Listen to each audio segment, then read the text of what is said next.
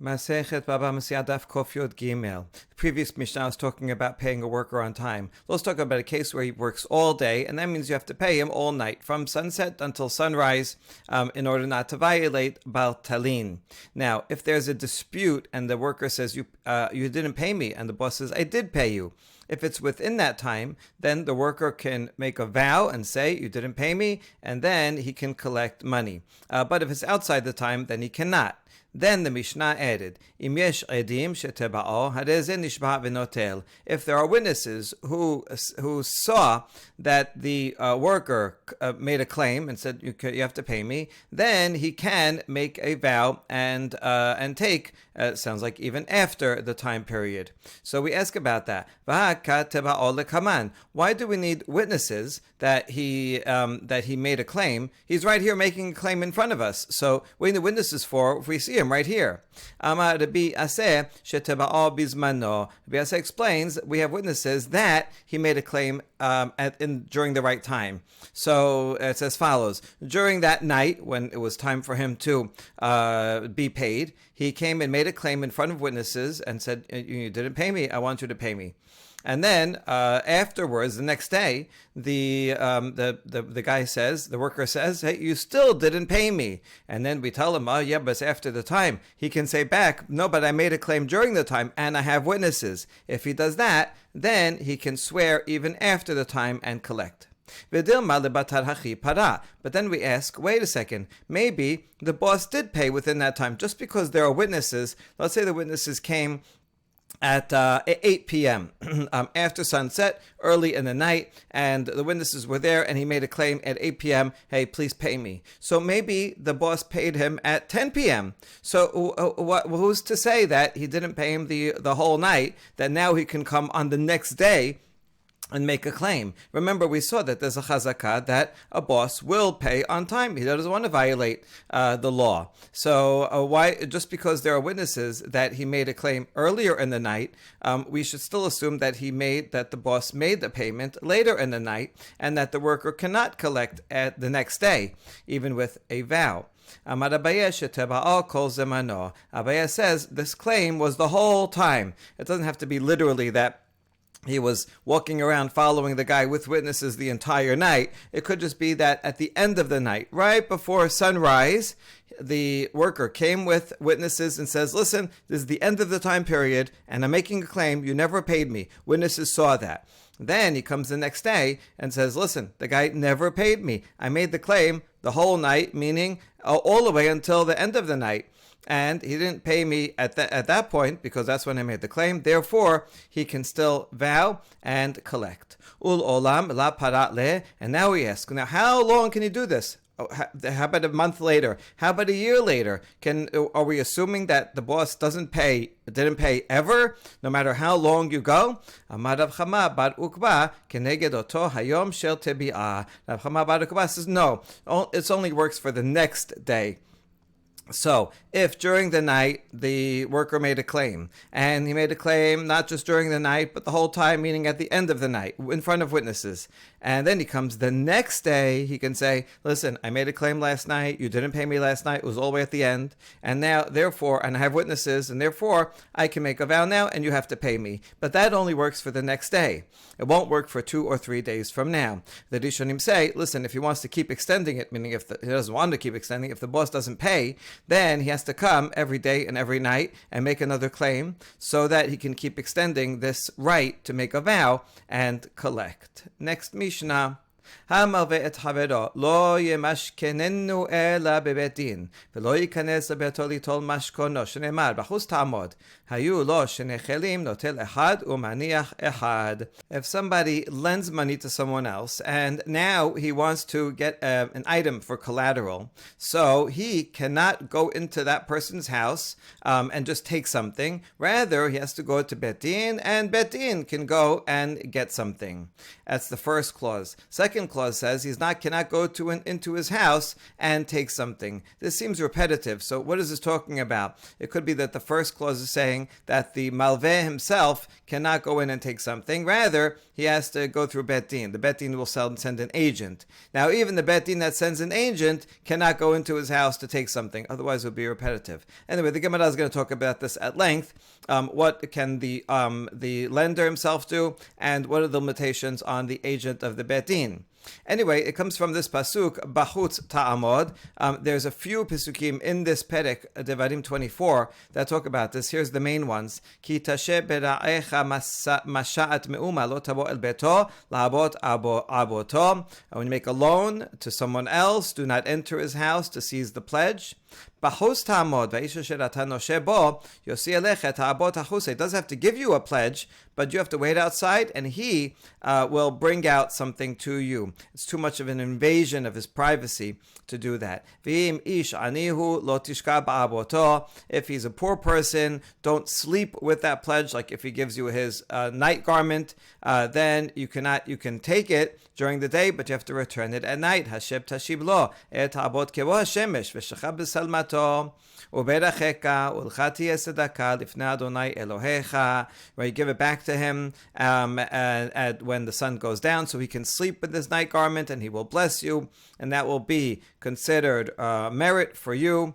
So now, even though you're giving it back to him every night, so what good is it? Well, still, it's a reminder. Every morning you come and say, "Okay, give me your pajamas." It's kind of embarrassing. So that will encourage him to pay it back, and a daily reminder, hey, you still owe, but we don't want the guy to freeze if that's his only garment that he has at night. So the Torah is compassionate even in such a case. Okay, hayulo, if the guy has two items, then you can take one and return the other. It could be referring to two of the same item, just take one, or two different items, and the next would be an example. Let's say there's a poor person, he has two items. He has a pillow that he uses at night and a plow that he uses during the day. So in that case, you take his pillow during the day, he doesn't need it, and then you come in the beginning of the night, you return his pillow and take his plow, which he doesn't need during the nighttime. And then in the morning, you come and take his pillow and you give him back the plow. And that way he always has the item that he needs, but it will be a constant reminder that he needs to pay. If the borrower dies, then the lender does not have to return the item to the heirs. Rather, he can keep it as a payment of the loan. Right? This law of Bachus Tamod, don't take his item and return the item every night, that only applies to the borrower himself, but not to his heirs. Rabban Shimon ben Gamliel Omer, Af la'asmo eno machazir ela ad sheloshim yom, u'misheloshim yom ulhalan mochran bebet din. Rashbag says limitation. What, you're going to keep giving him back his pillow every night forever, and he'll never pay. So even for himself, you only have to do that for 30 days. 30 days as a reminder, you owe me. But after 30 days, then you can take the pillow to Bet Din and they will auction it off, and you can take, and the lender can keep that money, right? This is only temporary. A rule for 30 days. Amar Shemuel, Shaliach Betin mentach natuchein, aval mashkune la. Shemuel says that even an agent of the court has limitations. The agent of the court can, mentach natuche means to go and seize something from the borrower. He's walking around in the marketplace and he has a suitcase. He can go and seize his suitcase and say, this is going to be for a collateral. But to go into his home, even a shaliach bet din is not allowed to go into the guy's home. That is Shemuel's thesis, and we're going to have some challenges to it. Ela bebetin, mekela de bebetin mashkinin. Hold on, our Mishnah says that a lender who lends something to his friend, the lender cannot take a mashkon, right, meaning from his house, but rather has to go to betin. Well, that means that the betin, the agent of the court, can go into his house. So that's a challenge to Shemuel. Amar Shemuel, ema lo yenatechenu ela bebetin. Shemuel says, no, read the first line not as yemashkenenu, but which means go into his house, but rather yenatechenu, which means seize him, seize his item. The lender himself is not allowed to take, not even even his suitcase when he's out in the street. The lender cannot. You can't take the law into your own hands. Is not going to be good. The lender is not going to be careful to take that. Maybe something that he needs for his livelihood. He needs it during the day. He needs it during the night. So the lender himself, we don't allow him to just take the law into his own hands. However, the Bet Din can seize his suitcase, but even the agent of Bet Din cannot barge into the guy's house. And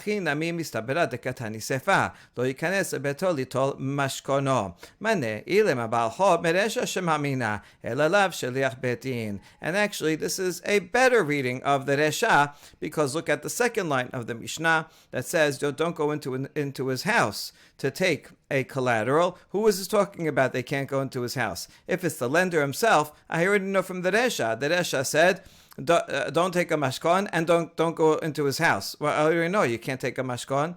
That means you can't go into his house. So rather, it must be talking about a shaliach bet din. And now, the first clause is saying that the borrower himself cannot seize an item.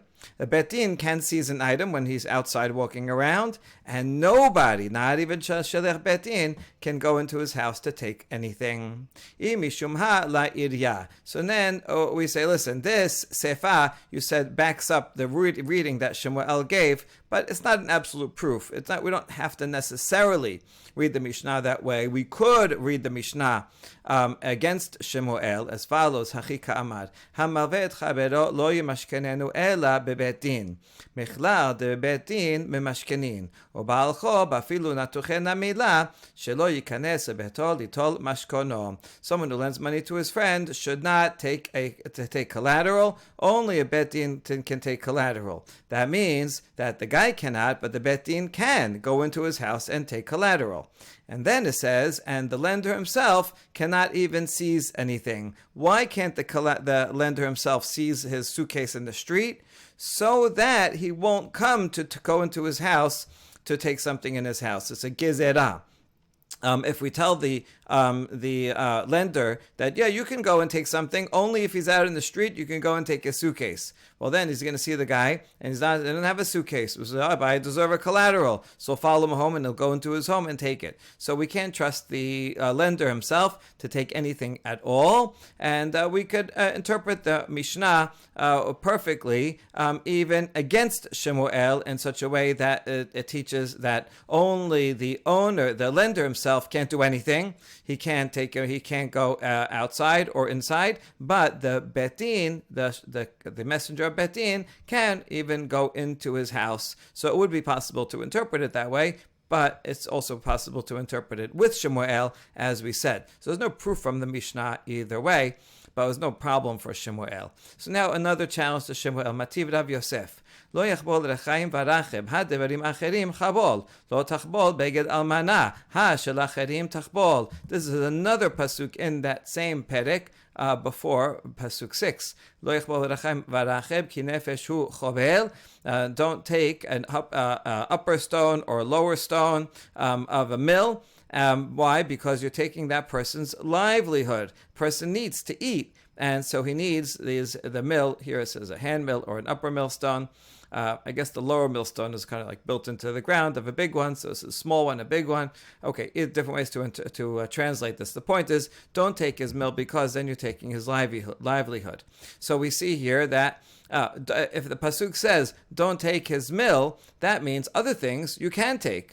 Another pasuk says, don't take the clothing of a widow. That's yet another pasuk later. These pasukim are spread out in this chapter.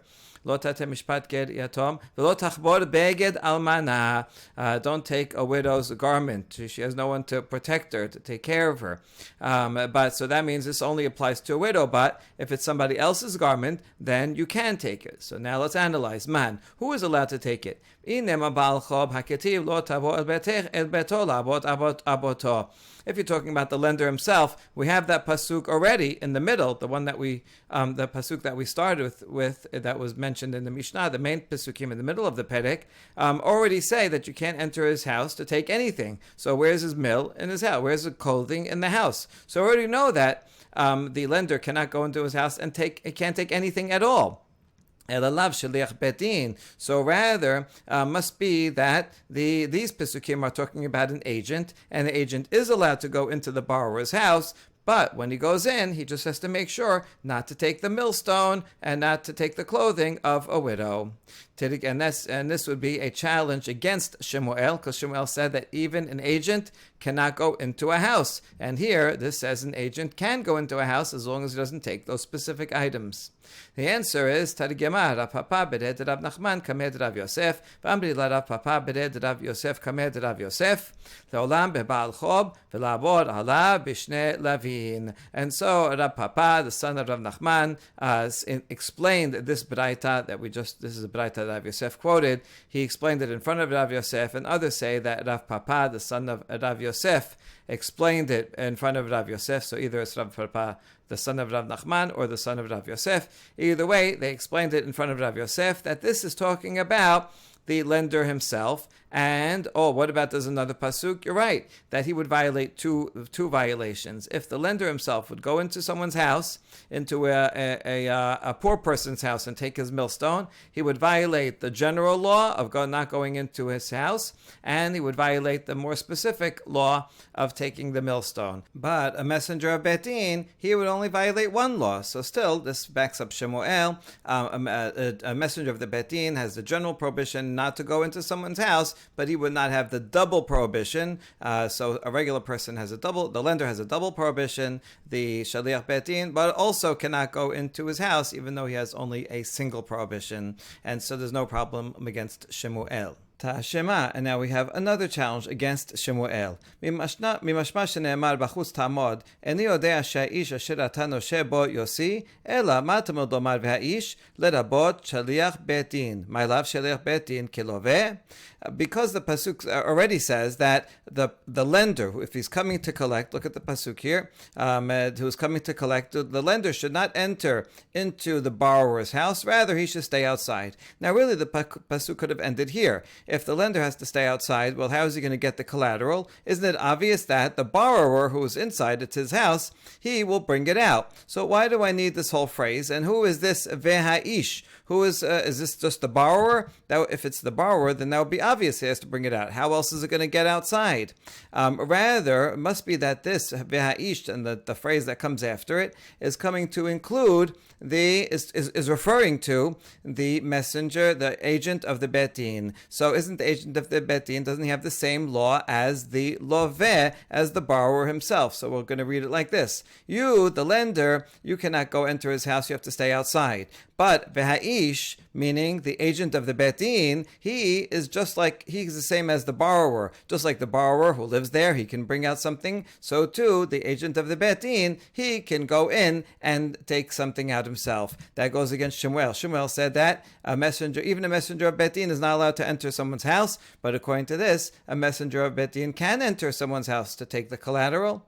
And we answer, Lo shaliach Beit Din kemalveh. No, the messenger actually has the same law as the lender, in which case you'd have to read it as follows. You'd have to take veha'ish, even though according to the ta'amim, the ma'ami, the atnach is on the ta'amod, bachus ta'amod, right, semicolon, and veha'ish goes that with what comes after it. But now the Gemara is reading it against the ta'amim as follows: bachus ta'amod veha'ish. You, the lender, have to stay outside, and also the man, the agent of the Beit Din, has to stay outside. Only the borrower has to bring it out to anyone who comes to collect.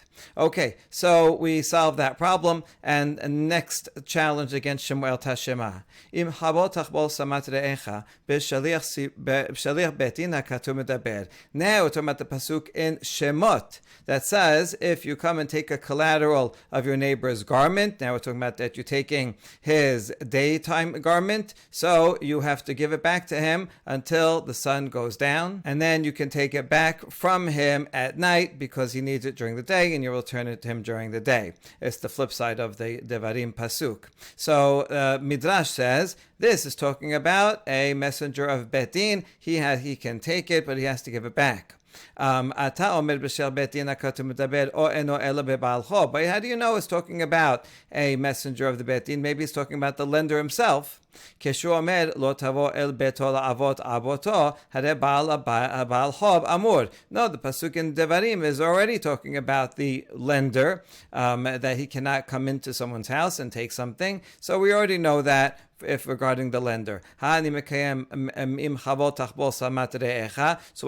what does this pasuk in Shemot come to add? And we're understanding chavol tachbol as coming into his house and taking it. It's talking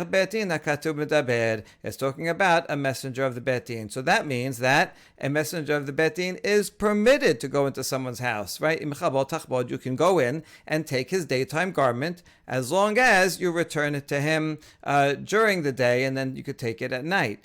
So we see that the law of not going into the house applies to the lender only, but the messenger of bet din, here it says in Shemot, as I was talking about, you can go in and take his stuff.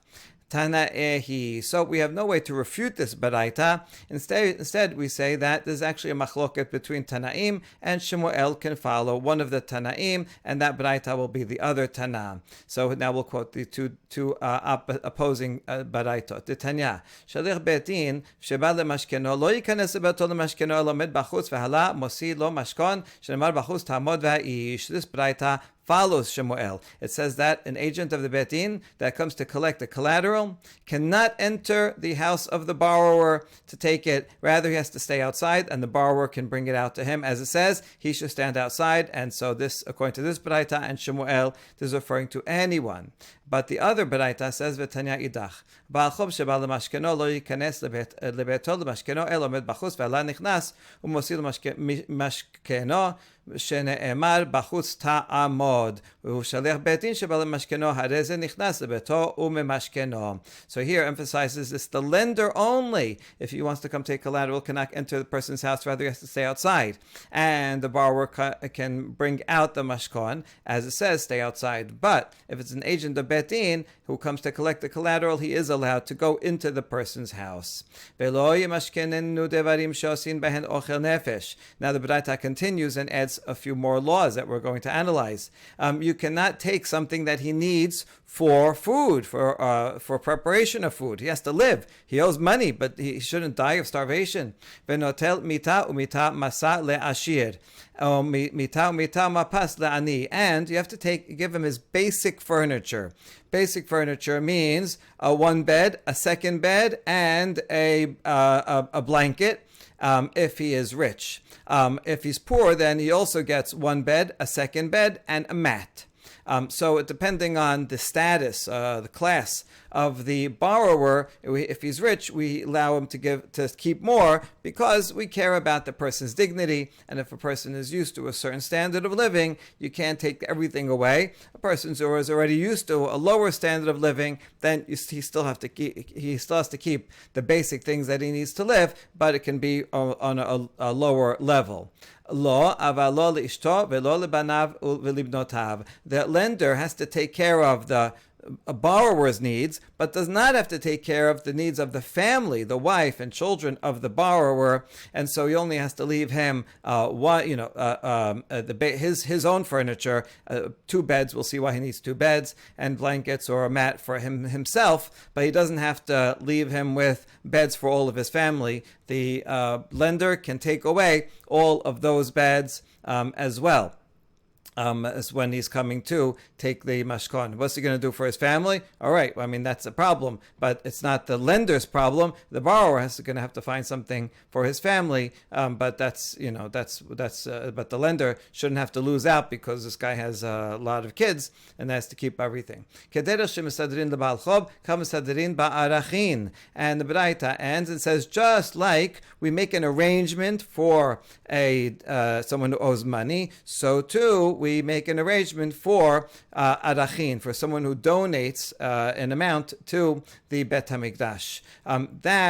Those are laws in Vayikra. If someone donates, let's say $10 million to the Bet HaMikdash. Chazak u'baruch, very nice, but he doesn't have it. So he has to pay as much as he can. So we're going to seize all of his assets, but we're not going to leave him on the street with zero, with nothing to eat and with nothing to sleep. This is basic bankruptcy law.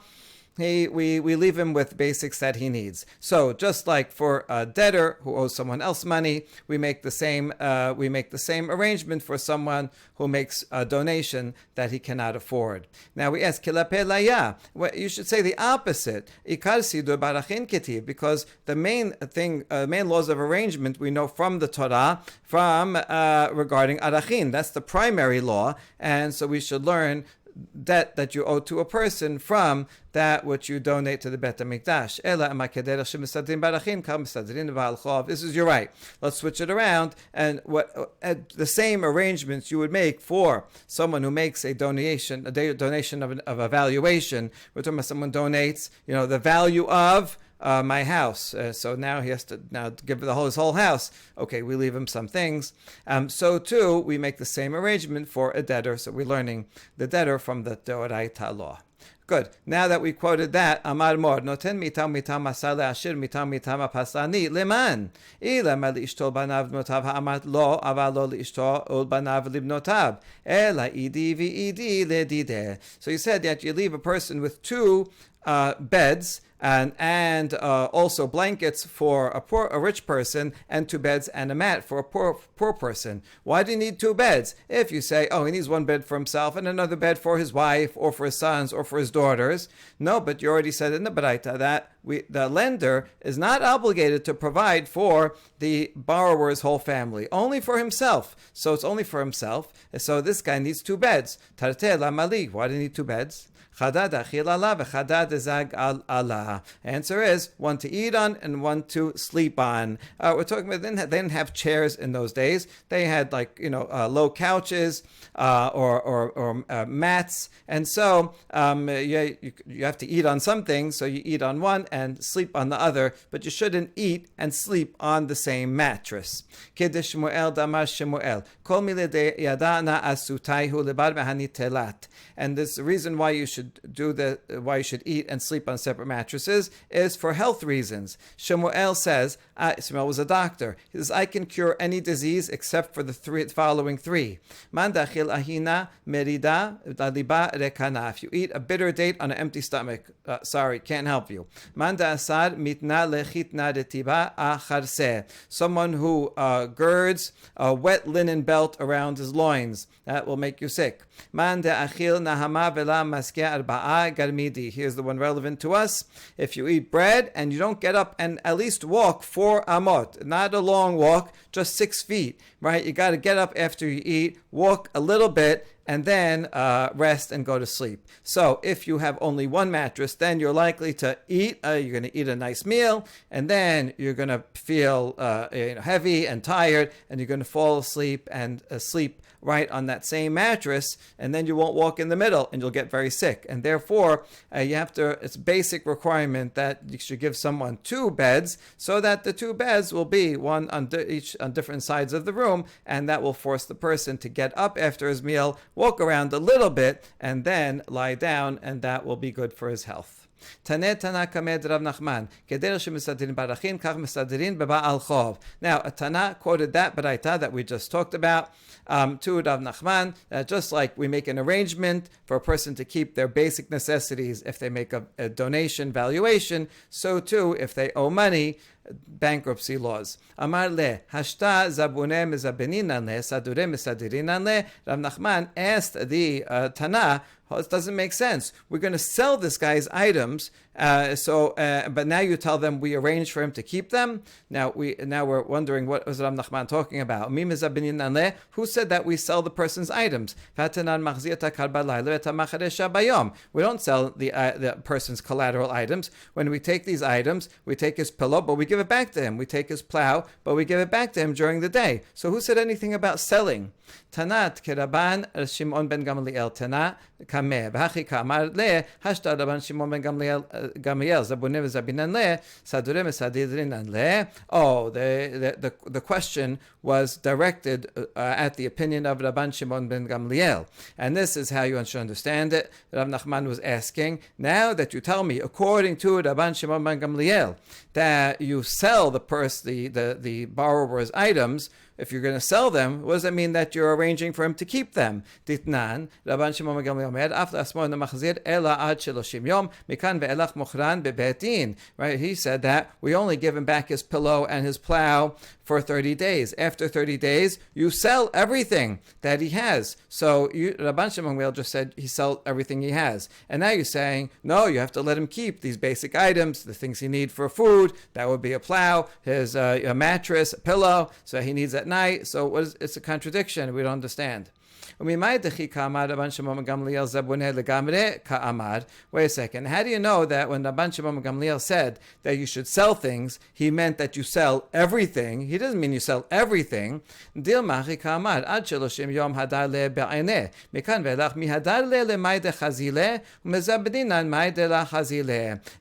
is what Rashbag means. For the first 30 days, you take his pillow. Let's say he has a really nice, fancy pillow. And so you take that, and then you return it every night, that very same pillow. He's used to the fancy pillow, that's okay. For 30 days, you take it and give it back. That will be a reminder to him that he owes money. After that, you can't sell his pillow altogether. He needs his pillow to sleep. Rather, if he has an expensive pillow made out of nice down feathers, we sell that and we give him a styrofoam pillow.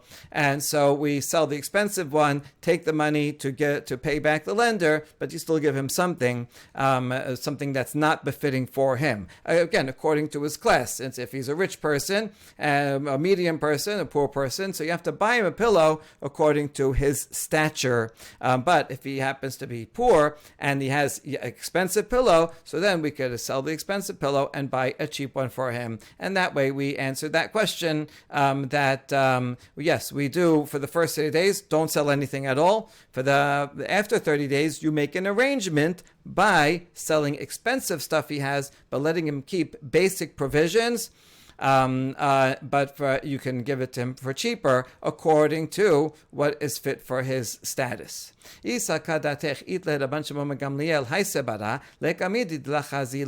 we're going to question this, whether for any Jew, do Jews even fit into class status? We're going to see Abaye says that Kol Yisrael b'nei melachim hen. All of Israel are children of kings. Happens to be sometimes that even a prince can lose out all his money. He has a bad deal, but he's still a prince, and therefore still is used to a high level. And so all of Israel should be treated as aristocrats, and therefore you wouldn't be able to sell anything. So now, if Rashbag agrees with that principle that all of Israel are princes, then there would be nothing that you would say is unfit for him. No, this is too much for him. You won't be able to sell anything at all, even as his nice pillow or his nice clothing or anything. Now we're going to prove that the following sages all follow this principle. Rabban Shimon ben Gamliel, V'Rabbi Shimon, V'Rabbi Ishmael, V'Rabbi Akiba, these four Tanaim, Kol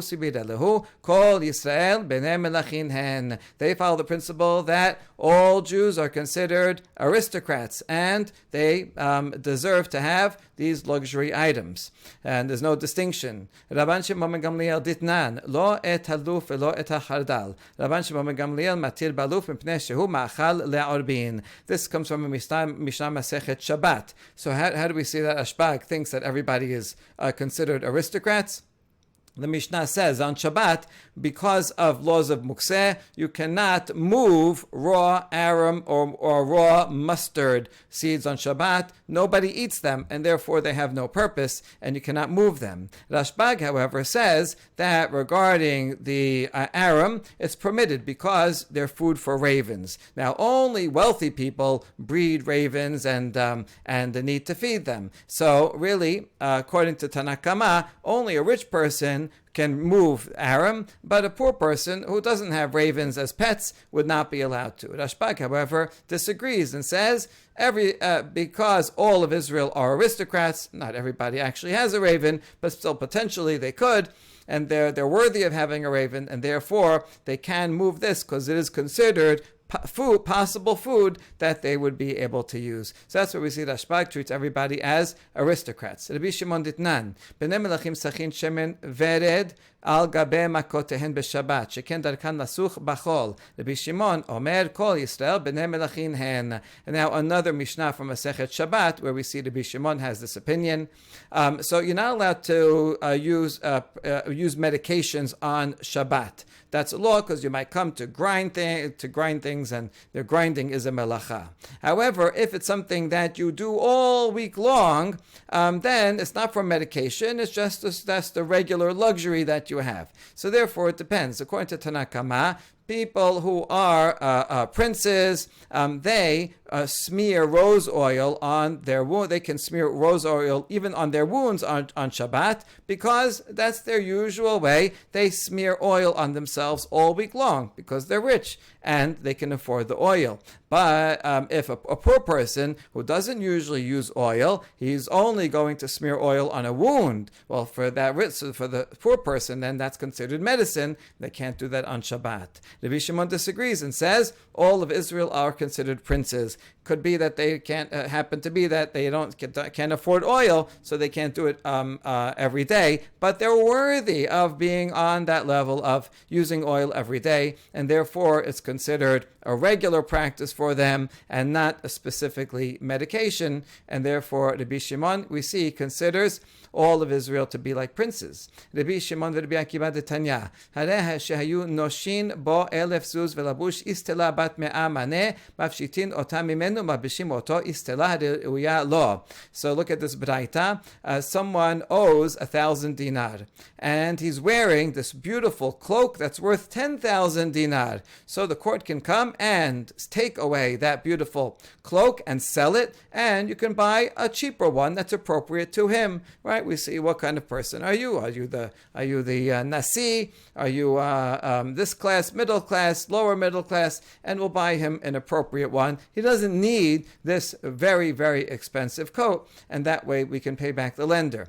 V'tana mishum Rabbi Ishmael, v'tana mishum Rabbi Akiba, kol Yisrael reuyin leota istela. But Rabbi Ishmael and Rabbi Akiba both disagree, and they say all of Israel are fit for a cloak. It doesn't matter. Could be the person is not a prince, has no special lineage. It could be he's poor, he's born in a poor neighborhood. Doesn't matter. If he's part of the Jewish people, then he is an aristocrat and Bnei Avraham, Yitzchak, and Yaakov, and he is worthy of wearing an istela. And so, therefore, if he happens to own one, then he have to let him keep it, and Bet Din cannot take it away from him. Now, if we follow Bayez's theory here that Rabban Shimon ben Gamliel treats all of Israel like aristocrats, then you would not be able to downgrade anybody for their basic needs. So that would mean that according to Rabban Shimon ben Gamliel, for 30 days, you have to give them back the very same item that they had, even if it's an expensive item, and you don't sell anything.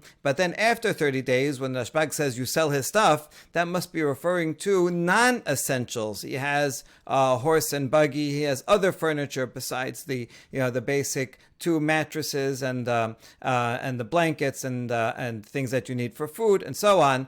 So those, if he has an expensive mattress, you have to let him have it because those are his needs and he's used to it. So he makes no distinction between poor and rich. So for poor also, if they have an expensive item, then they keep it. And when he says sell items, that's referring to other non-essential items. Okay, good. על מאי דלה חזילה, בשלמה קרבה כסת חזילה, דבנה בנה, אלא מחרישה למאי חזיה, אמר רבה, בא רבה, מחרישה דחספה. Okay, fine, that's a fine answer, but I have a question on the question that we, before we had had this answer, that which we thought when at the question stage, that after 30 days we give him back the same item, and after 30 days, if he has an expensive mattress, we sell it and we give him a cheaper one that's appropriate for his class. I understand regarding a pillow and a mattress, there's expensive ones and there's cheap ones, so that makes sense that there's a difference between the prices.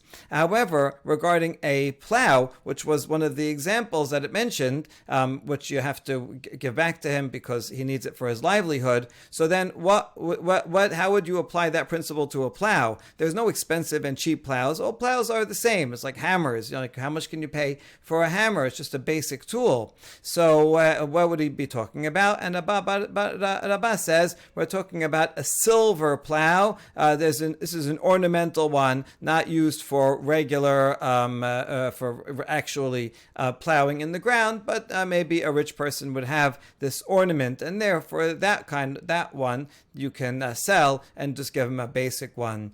We have Rabbeinu Chanel says it was not actually a plow, but rather a strigil, which was used in Roman times to clean themselves. People, when they went to the bath, however often they went, once a week, they would smear oil on their skin and then scrape it off with a strigil.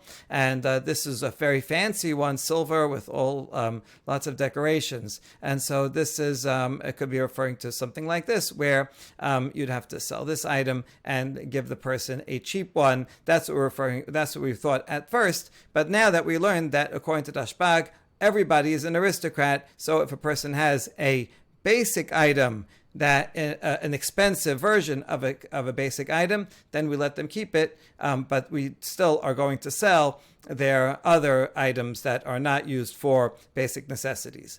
Matkif la Rav Haga vele male lav alai karamit. Now Rav Haga asks about this. Well, the lender could say, it's not my problem. Why do I have to take care of all his basic needs? Right? This guy owes me money, so let him sell everything he has to pay me. Right? Why should I lose out because of him? Right? Sell everything he has, pay me, and let him go and worry about what he's going to eat and where he's going to sleep. Why is it my problem?